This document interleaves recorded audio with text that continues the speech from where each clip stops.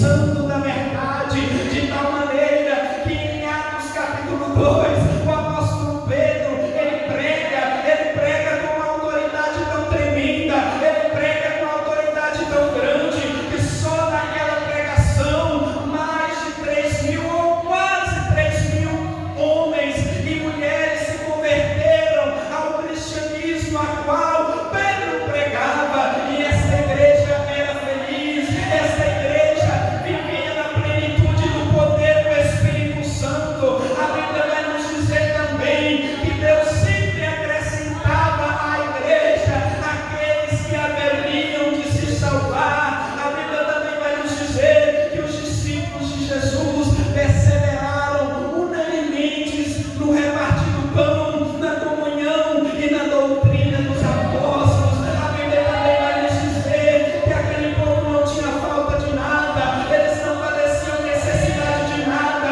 porque cada um deles repartiam tudo aquilo que eles tinham e depositavam ao pé dos apóstolos, e os apóstolos repartiam os bens com aquelas pessoas que tinham necessidade, e a igreja se alegrava, e a igreja vivia em uma época de plenitude, de graça e de poder do Espírito Santo. Entretanto, do outro lado da história, do outro lado da moeda, há um homem. Este homem, a Bíblia vai dizer que ele é coxo de nascença.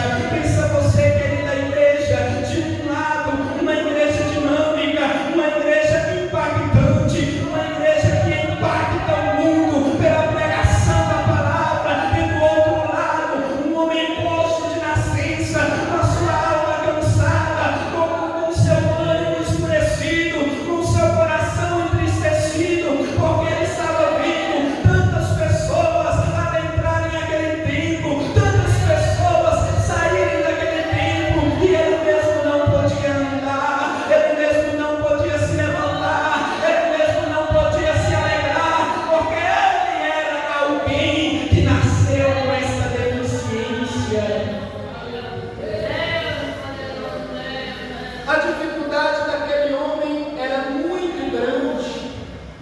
Se você reparar comigo aqui no texto em que lemos, no capítulo 3 e no versículo 2, a Bíblia vai nos dizer da seguinte forma: e era trazido um varão que desde o seu ventre era coxo, ao qual todos os dias punha à porta do templo. Tudo indica dizer que se ele era trazido, com certeza ele era levado por alguma pessoa. Talvez, querida igreja, aquele homem, devido às circunstâncias de sua vida precária, às vezes ele pensava consigo da seguinte forma: olha, eu estou desanimado, olha, eu estou entristecido, me peguem aqui, ao invés de vocês me colocar lá dentro do templo, aonde aquele povo adora um tipo de Deus que eu não conheço, me coloquem aqui na porta deste templo. Eu acho que vou ganhar mais se eu estiver aqui na porta deste templo. As pessoas vão passar e eu vou pedir a essas pessoas esmola. Ei, querida igreja, quando alguém está desanimado, quando alguém vê as lutas e em meio às lutas não consegue ver a providência de Deus, essas pessoas não conseguem entrar dentro do templo, essas pessoas preferem estar na porta do templo. E eu aqui quero dizer para vocês: quantas pessoas que, mesmo não sendo coxos de nascença, mesmo tendo a sua saúde boa, mesmo tais pessoas tendo a sua saúde verdadeiramente fortalecida, a saúde física está boa, ainda assim continua na porta do templo. Mas como assim, pregador? Certas pessoas não passaram a dificuldade física que este coxo passou, entretanto ficam na porta do templo da incredulidade, a porta do desespero, a porta do medo, ficam e preferem estar ali na porta da falta de fé, na porta da tristeza. Tais pessoas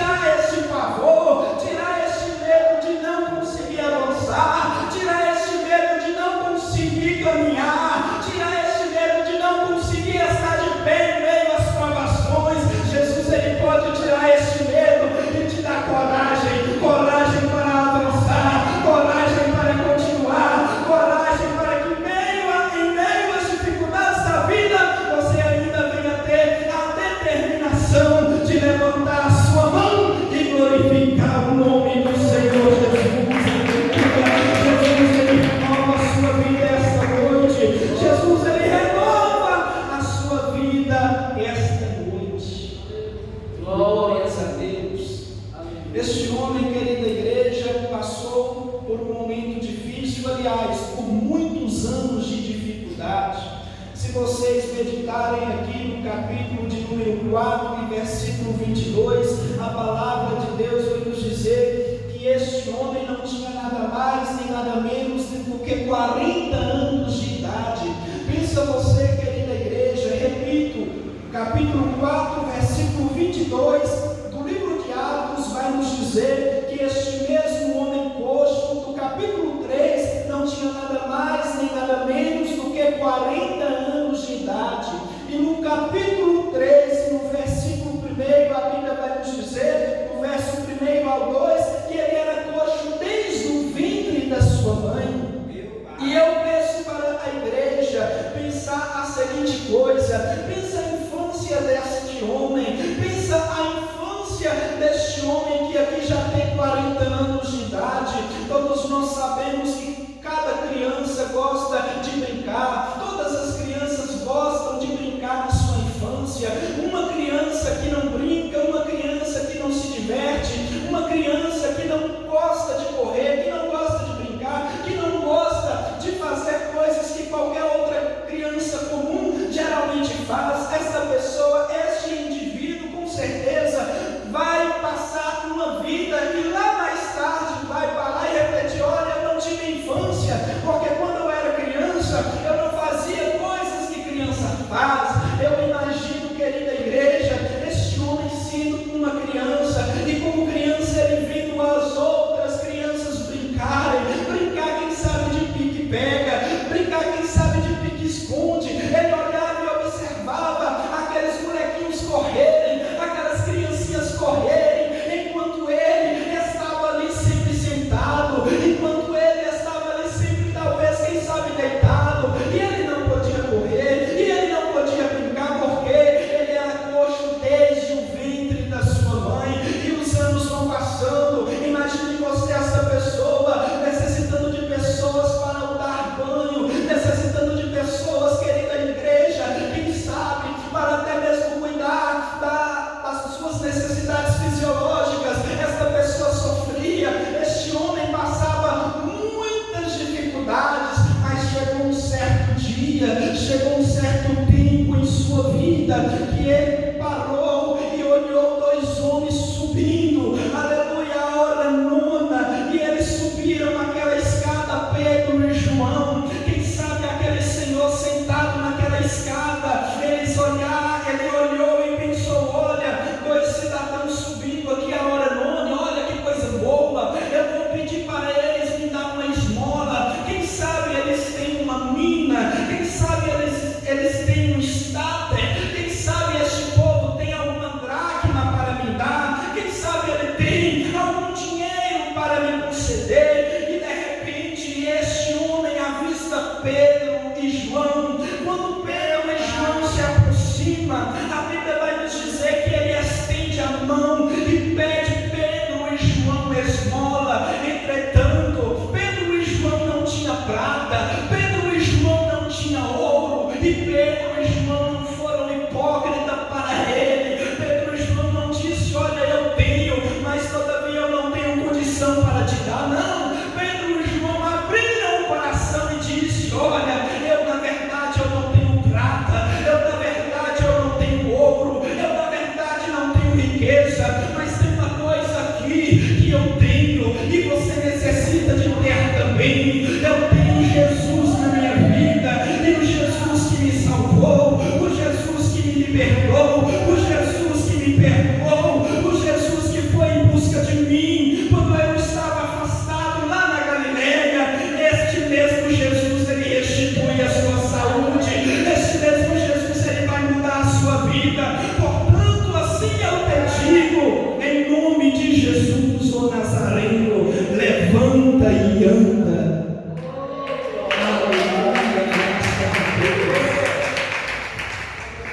Levanta e anda.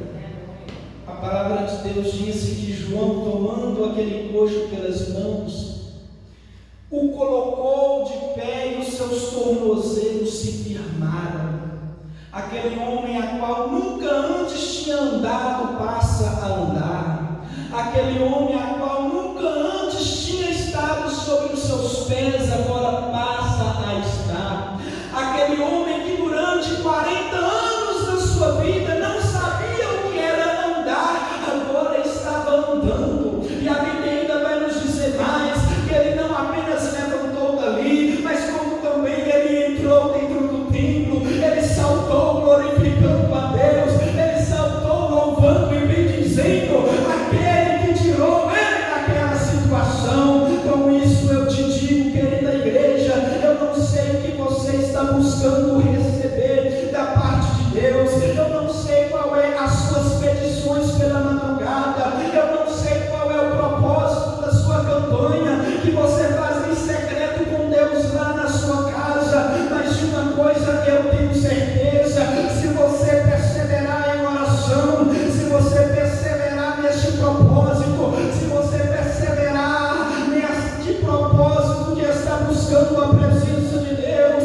Deus ele vai conceder a sua vitória, Deus ele vai conceder a sua bênção, porque Deus ele é bom e a sua benignidade, diz a Bíblia, dura para todo sempre. Então vale a pena buscar este Deus, vale a pena confiar neste Deus, vale a pena estar com a fé fundamentada neste Deus, porque este Deus é maravilhoso e vai te conceder o que você almeja em busca da sua presença. Glórias a Deus. Talvez alguém pode até dizer, mas isso está demorando. Talvez alguém pode até dizer, mas até quando Deus vai me dar? Até quando Deus vai me conceder a salvação de meus filhos? Até que dia Deus vai me conceder a salvação de meus pais? Até quando Deus vai entrar com providência nessa área financeira de minha vida, a qual tanto eu preciso? Até quando Deus não vai me conceder essa minha vitória que tantos anos eu clamo e até hoje não recebi? Você pode ter a plena certeza que o nosso Senhor Jesus Cristo, ele jamais mentiu e nem mentirá. Se ele disse na tua palavra, olha, pedi, dar-se-vos-á, buscai e encontrareis, porque aquele que pede recebe, aquele que busca encontra, aquele que bate a porta vai se abrir. Se você continuar pedindo, se você continuar buscando, se você continuar batendo, se você continuar perseverando, se você continuar buscando a Deus pela madrugada, se você continua nesta sua fé, que Deus vai lhe conceder a sua vitória. Graças a Deus, louvado seja o nome do Senhor. O que nós não podemos fazer é estar na porta da incredulidade. Quantas pessoas, querida igreja, já estou no final da minha fala, já estou no final do meu sermão. Quantas pessoas nos dias atuais recebem promessas e mais promessas da parte de Deus, mas tais pessoas se acham incapazes, tais pessoas acham que não vão alcançar as promessas a qual Deus tem feito. Vou lhe dizer uma coisa: Deus é o único ser no universo que pode estar ao mesmo tempo no passado, no presente e no futuro. Tanto é que algumas passagens da Bíblia Sagrada, se você observar com exatidão, você vai perceber que Jesus muitas das vezes misturava presente com futuro, como aquela passagem onde ele estava conversando com aquela mulher de Samaria, e o próprio Senhor Jesus Cristo disse: olha, haverá a hora, ou seja, a hora vem e agora é, que os verdadeiros adoradores adorarão ao Pai em espírito e em verdade. Jesus disse: a hora vem e já chegou, ou seja, a hora vem para vocês, mas para mim essa hora já chegou, porque eu já estou lá. Jesus, ele é o único ser no universo que pode estar tanto no passado como no presente e no futuro. Se Jesus fez uma promessa na sua vida, ele viu você pensando em desistir, ele viu você pensando em retroceder, ele viu você achando incapaz que essa promessa se cumpra na sua vida.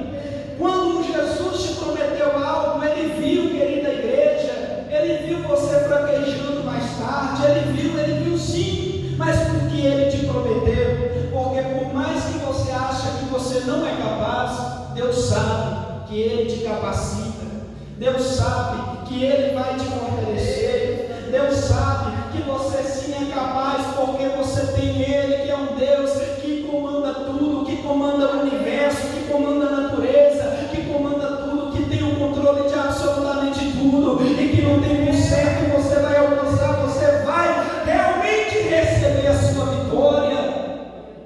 E a semelhança daquele coxo do templo, que sentava à porta do templo, a semelhança dele, assim como ele entrou dentro daquele templo, louvando e glorificando a Deus, eu tenho certeza que nós também vamos louvar, continuar louvando, continuar glorificando, porque Deus é fiel nas suas promessas. Aleluia.